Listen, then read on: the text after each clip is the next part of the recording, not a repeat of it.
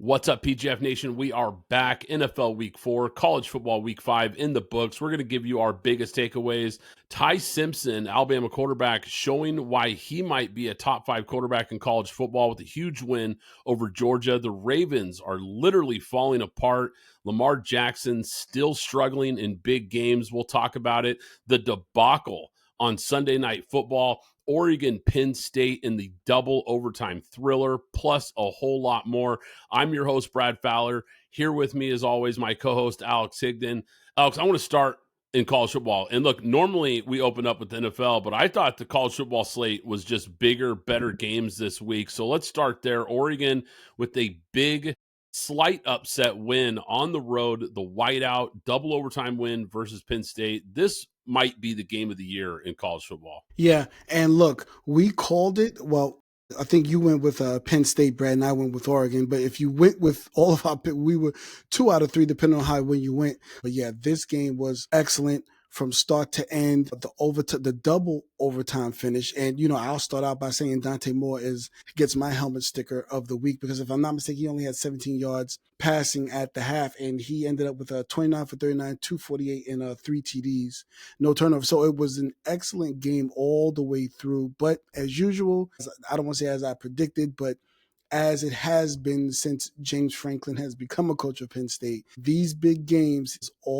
he falters somewhere, some way, somehow. And then Drew Allar, that last interception where I don't know why they tried to give him the excuse saying that the background of the whiteout confused them with the white jerseys of Oregon. I didn't understand why they tried to give him an out on that. He just threw a bad pass. I want to jump back first because I'm with you. Dante Moore was unbelievable. And I thought about giving him the helmet sticker as well, but I'm actually going to give the helmet sticker to Dan Lanning. Having his team ready to go in this environment, everything down to the details of the silent count. They only had 2 false starts in this game. They were really clean, ready to play in what I think might be the most hostile environment in all of college football. Look, I heard Urban Meyer talking on, I think it was Fox Sports, about this game, and he said, look, he coached in the Big Ten. He coached in the SEC, obviously Ohio State and Florida. This guy has coached in some of the biggest, baddest environments in college football.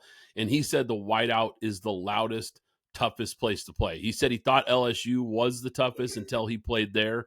So I think this was just a lights out performance by Oregon to go on the road and get this win. They won the line of scrimmage. I thought they were the more physical team, the tougher team. They won for the majority of this game on both sides of the ball in the trenches. And yeah, Dante Moore, look, is he the best quarterback in college football, Alex? Yeah, he's looking like it. I don't know, but he really might be. And look, Drew Aller, Garrett Nussmeier, of course, Arch Manning. We had a lot of names that people were circling going into the year. Dante Moore was really flying under the radar as far as one of those quarterbacks to kind of watch this year. And he is climbing the ranks while some of these other guys are kind of falling to the wayside and starting to look like maybe a Heisman contender, which I don't think anybody would have thought going into the year. Now, look, this guy was a big 5-star quarterback prospect coming out. He started his freshman year at UCLA, ends up transferring to Oregon, sits on the bench last year behind Dylan Gabriel, learns the system, learns the playbook, waits his turn to become the starter at Oregon.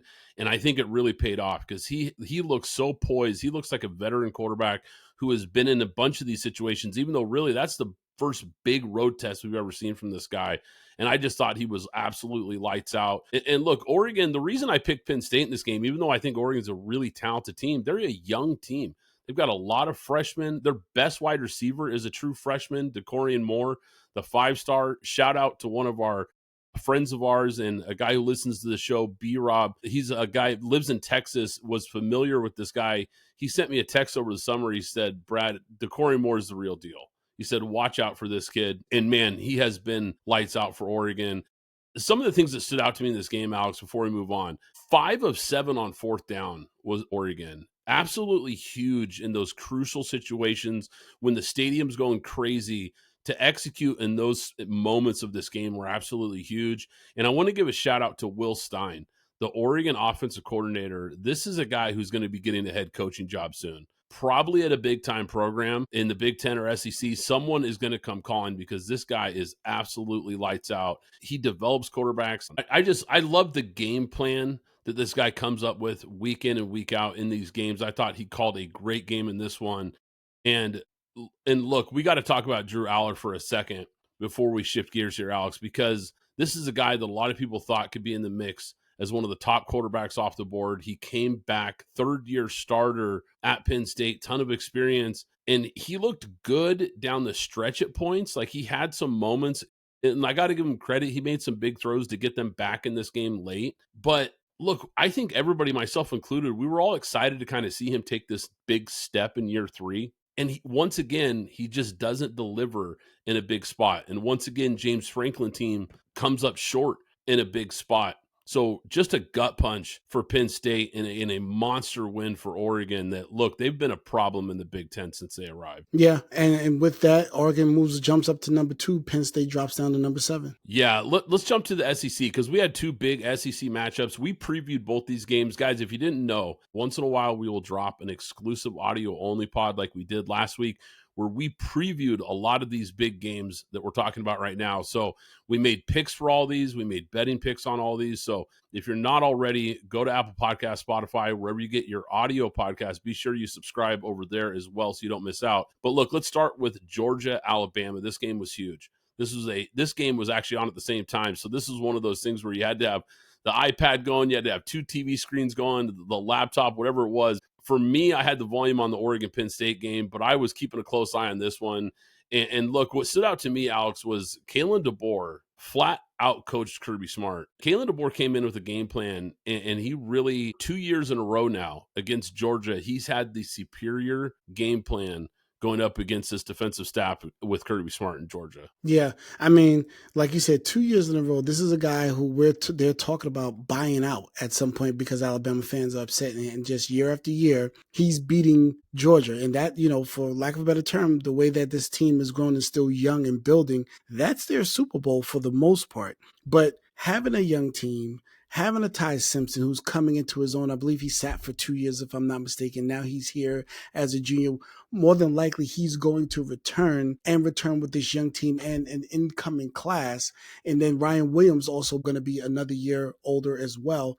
I think that next year, Bama can be something special, but right now they're on the right track. They're getting big wins. This was a huge win. Now we'll wait to see how they matriculate through the rest of the season coming off of this win. Yeah, I'm glad you brought up Ty Simpson because I teased it there in the intro. This guy is looking to me like a top 5 quarterback in college football. I have been so impressed with this guy. He can spin it. He's accurate. He was not phased on the road in a big-time road test in Georgia, hostile environment, and this guy made big-time plays. Look, Alabama jumps out to that big 14-0 lead. They were able to kind of hold on there at the end because it was a scoreless second half, but they hold on. And I want to get your thoughts here because there was 2 key points in this game where I thought Georgia had some missed opportunities that really cost them in this game. The 4th and 1 inside the Alabama 10 early in the fourth quarter, rather than kicking the tying field goal, Kirby Smart decided to keep his offense on the field. What was your thought on that decision? I did not like the play call. I forgot the person who ran it, but it wasn't Chauncey Bowens, who, by the way, had 12 carries for 119 yards. So that tells me they didn't run him enough. And then on that critical play, to not give the ball to that player who had been gashing them, especially during the second half, to not use him, I didn't understand the play call there. That sometimes coaches outsmart themselves. Now, the other one, and I don't think it was as egregious, but a little bit controversial. Kirby Smart also decided to punt on 4th and 13 from the tied 45-yard line. And look, he was banking on his defense to get one final stop. I understand, the thought process, but they couldn't stop Alabama. Game over. What was your thoughts there? Would you have liked to have seen them go for it there? I know it's 4th and 13, which is not easy, but, considering where they were on the field, considering the circumstances, what did you think of that call? That one, I honestly wasn't as mad at, because let's be clear. Bama didn't score the second half. So the defense was doing their job. So by that stance, and you're looking at how the game is going, your defense is playing. 4th and 13, yeah, I'm going to take a chance that my defense can make a stand. Obviously, they couldn't. Bama didn't score the second half of the game and still won. That was even more telling to me for Georgia than anything else. I definitely agree with you because you're right. The defense had been playing lights out in the second half. You're expecting one last stop. It just, unfortunately for him, it didn't come, and Alabama gets a huge, huge win. Let's shift to the other big SEC matchup here, top 25 matchup, LSU, Ole Miss, at Ole Miss. Look, I'm just going to start with LSU here. Now, I know Ole Miss got the win. We'll talk about them in a second here. But look, LSU, they flat missed on the offensive line transfers that they brought in. We talked about how they were bringing in a bunch of new talent. They lost a bunch of guys on that offensive line to the NFL. So they had a lot of guys to replace, but the offense is bad. I mean, this offense is not very good. They can't run the ball. They can't protect Nussmeier.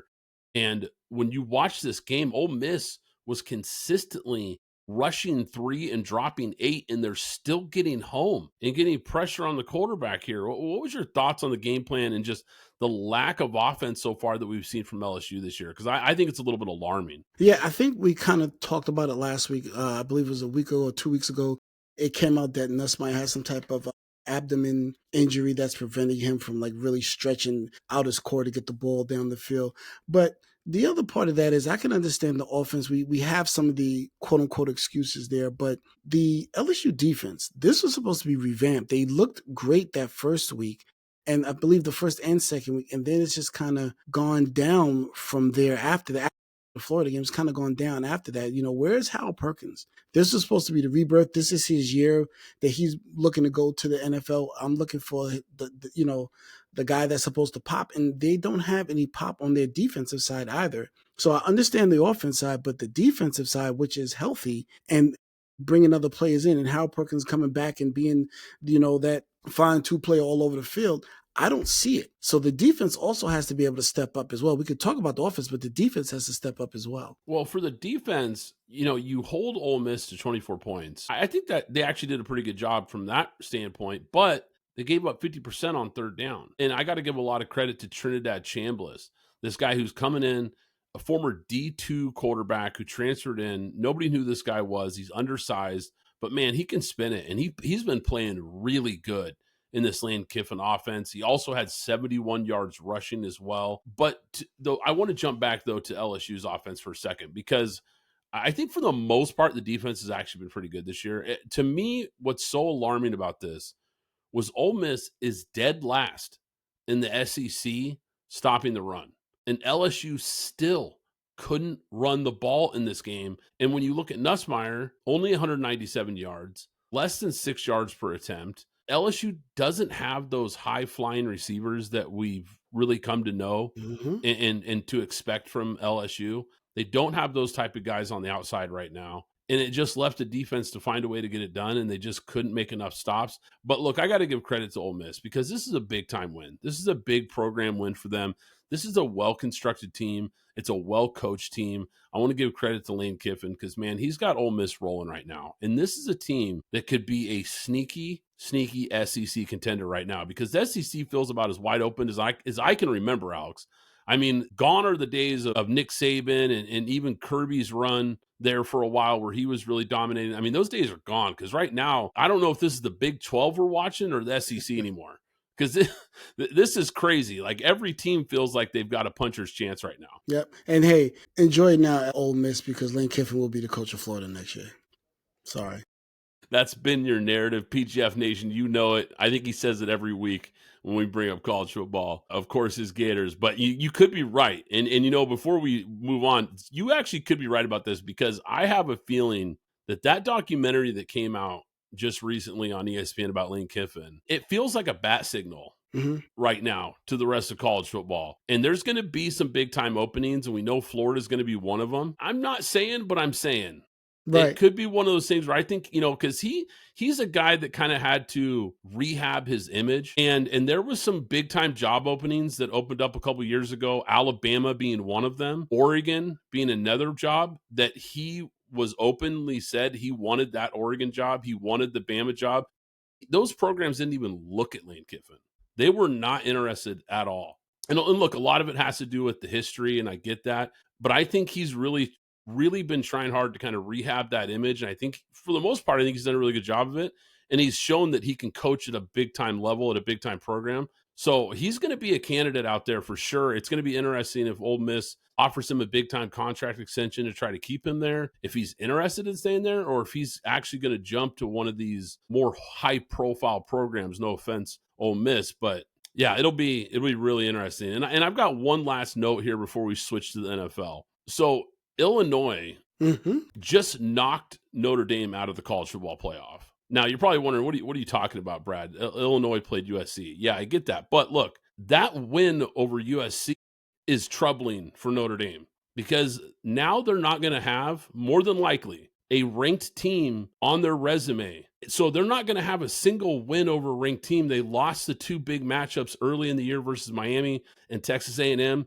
They've got a pretty light schedule. USC was kind of the lone team that they were hoping would be really good when they faced them so that they would have a marquee win to kind of show the CFP committee like, hey, we're one of those teams. Even with 2 losses, we're one of those teams. I think, Alex, this is where not playing in a major conference has really killed them. And I think it might be, if they don't make the college football playoff, especially with only 2 losses, I think it's officially time for them to start rethinking about this independence because they're not going to have a conference championship game, which is going to hurt them. They're not going to have a big ranked win, which is going to hurt them. And we know the Big Ten has had an open invite for Notre Dame for all these years. There's been basically an open invite anytime they want it. I think they've got to really consider it if they miss the CFP with the 10-2 record.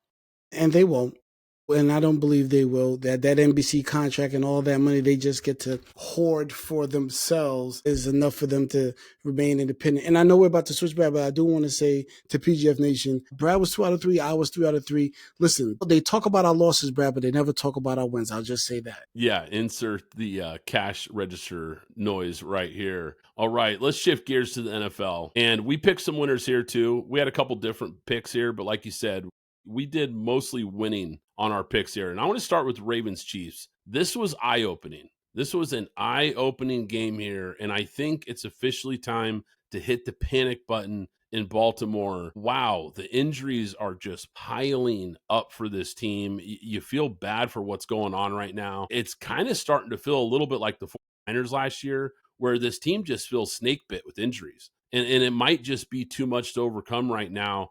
They came into this game as the favorite, which we both thought was a little shocking on the road, but it just goes to show you, like, a lot of people love this team, myself included. Coming into the year, you could make a strong case that Baltimore had the best roster in football. And now they've got so many guys down. And for the first time all year, Kansas City's offense looks sharp. And I got to give them credit. They got it going. Xavier Worthy comes back. Holmes started playing really probably the best game we've seen him play in over a year and a half. And I don't want to discredit that, but it can't help but wonder how much of that had to do with the Ravens defense just being that bad. I mean, look at what they've done this year so far. Other than the awful Browns offense, they've given up 41 points, 38 points, 37 points. Heck, even the Browns had 17 on them, and that's the most they've scored all year on anybody. The Lions, the week before, I thought, Alex, the game plan that the Lions came up with, I thought they really laid out the blueprint on how to defend the Ravens, and I think Spags took it and ran with it.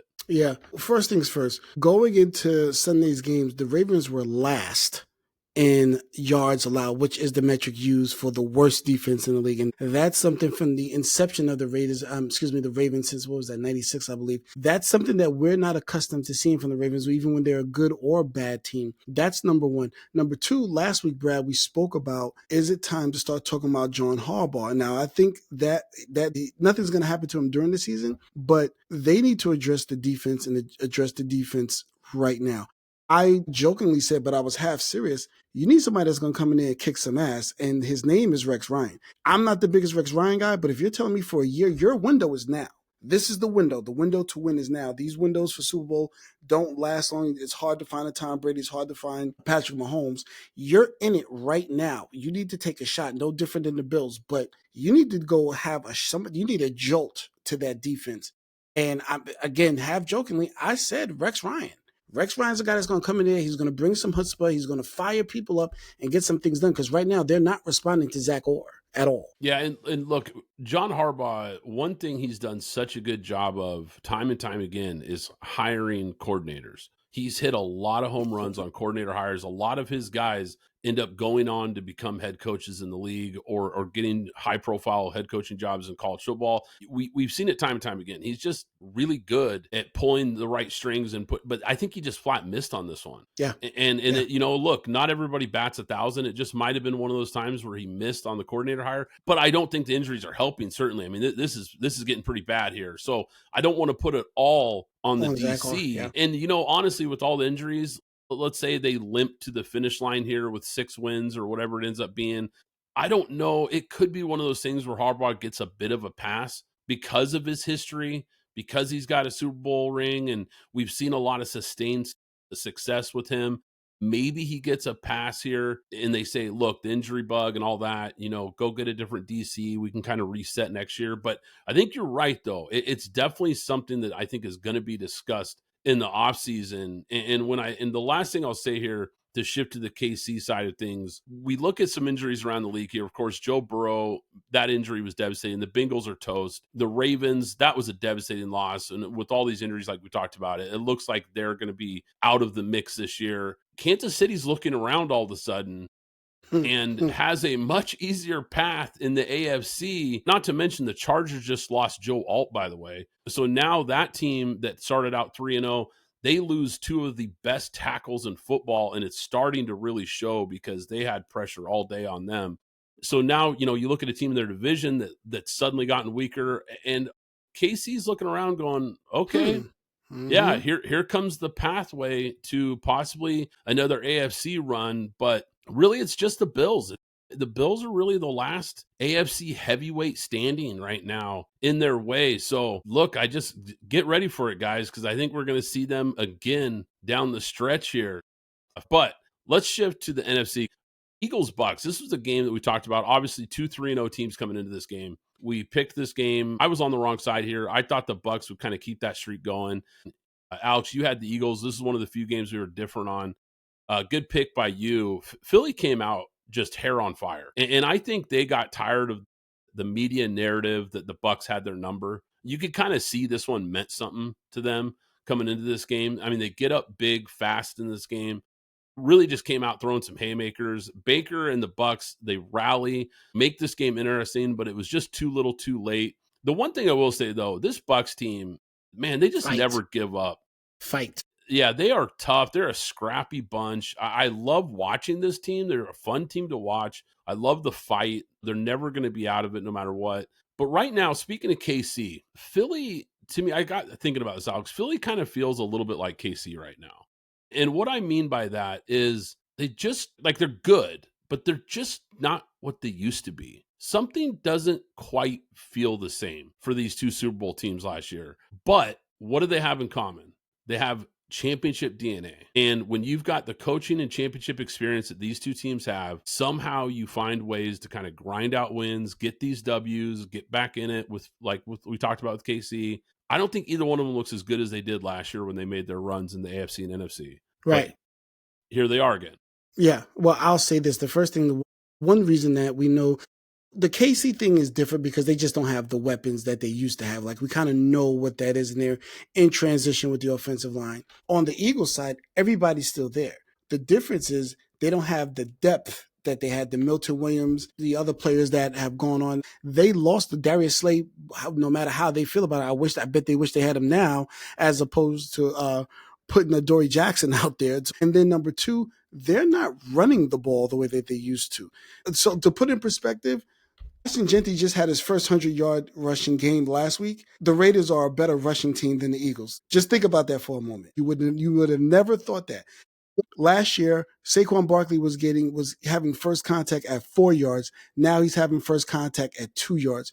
And we haven't seen a quintessential Saquon Barkley game yet. I believe, he's still a talent. It's going to come along. But right now, it looks like defenses have paid attention to what they like to do with him and starting to shut that down. Then on the other side, the passing, it's only a matter of time, people are saying, until A.J. Brown starts to talk. And maybe there's some internal things that haven't come out yet. But, A.J. Brown, for the most part, has been very professional. So I think that's the main thing that we're seeing there. And obviously the change at the offensive side. Really quick to talk about Tampa Bay. Tampa Bay put up a fight that I didn't think they had in them because of how much they've been hit by the injury bug, but they stood up. Chris Godwin coming back, making plays. And that pass to Ibuka, who I benched on my fantasy team, by the way, between Reed Blankenship and I believe it was Quinyon Mitchell, Keely Ringo, I'm not sure. How he zipped that in there for that long pass for a touchdown was amazing yet again. But Brad, you're right. the Buccaneers, especially if they decide if they get healthy, they're going to be a team that people are going to have to reckon with, because as Baker goes, and he's tough. You saw when he slid down and he got hit and he got in that player's face, to have Tristan Wirfs and those helmets off was ready to fight.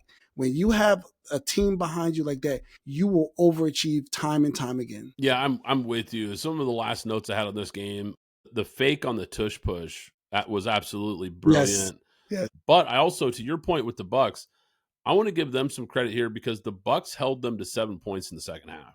And they really fought and clawed back into this game. And to your point, I think Tampa Bay is going to have a lot to build on when they go back and look at this tape and get ready to play Philly again, probably in the postseason again.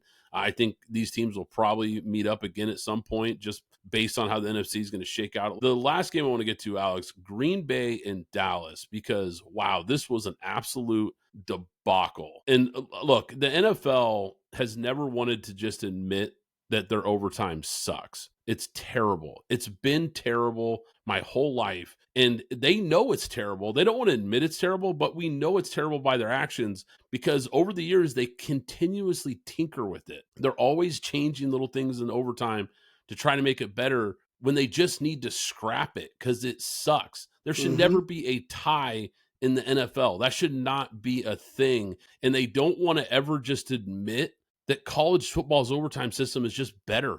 Look, it's okay. Just admit it. They have it better. You can literally copy that overtime or at least mimic that overtime because it's so much better than what we have in the NFL. What an awful way to end what was a great shootout of a game. I mean, look, check your defense at the door. Right. But, I mean, it was an entertaining game for sure. But then to end like that was just awful. It was absolute trash. And I'll just stay with the overtime stuff before we get into the actual game. I mean, even baseball has fixed their extra innings by putting a runner on second.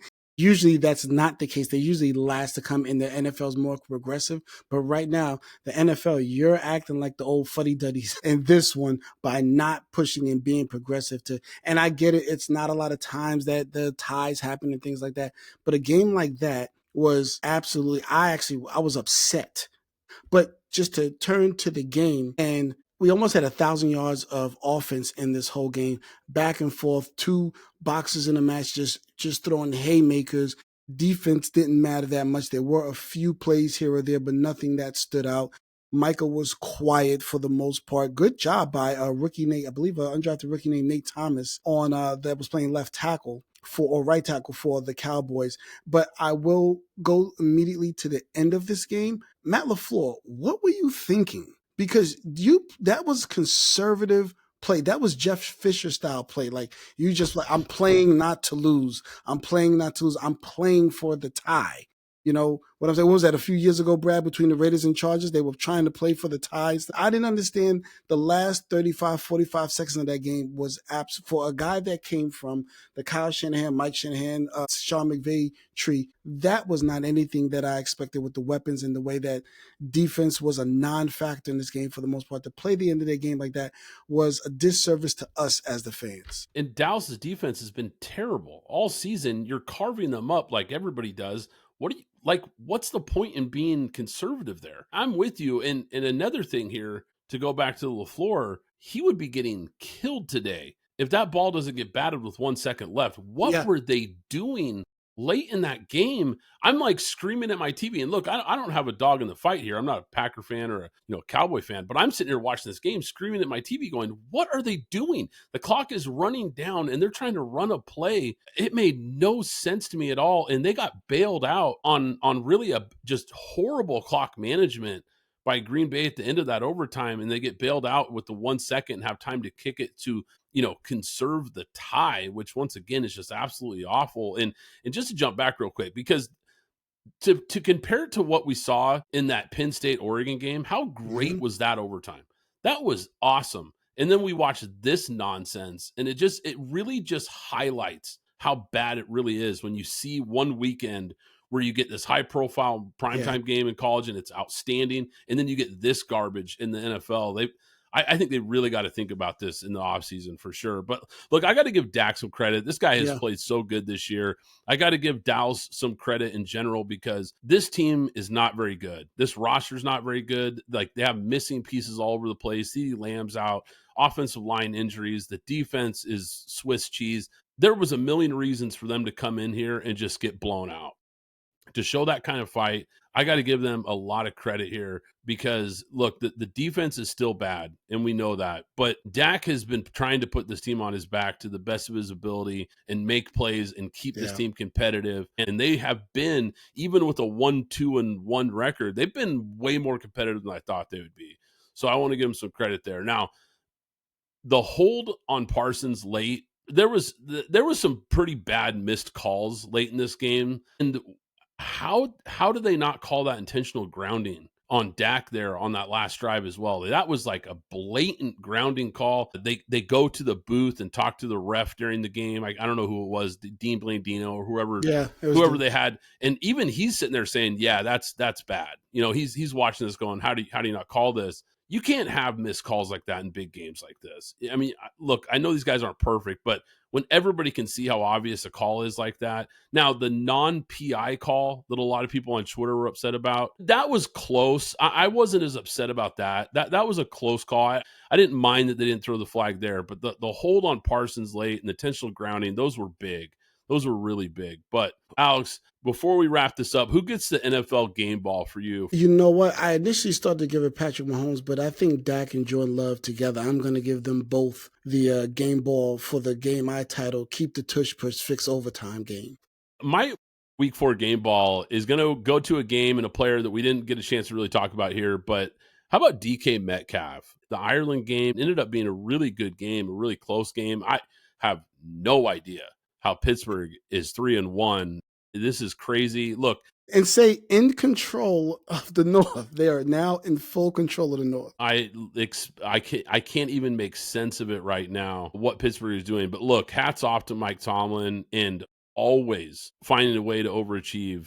It's unbelievable. But DK Metcalf was a beast in this game. That 80-yard touchdown on that slant, and he was dominant. They could not cover this guy. So my game ball is going to go to DK Metcalf. Look, guys, if you enjoy the show, do us a favor, hit that like button, hit that subscribe button so you don't miss any future episodes. Go ahead and follow us on Twitter at PGF Podcast. But once again, I'm Brad Fowler. He's Alex Higdon. This is Pint Glass Football, and we'll catch you next time.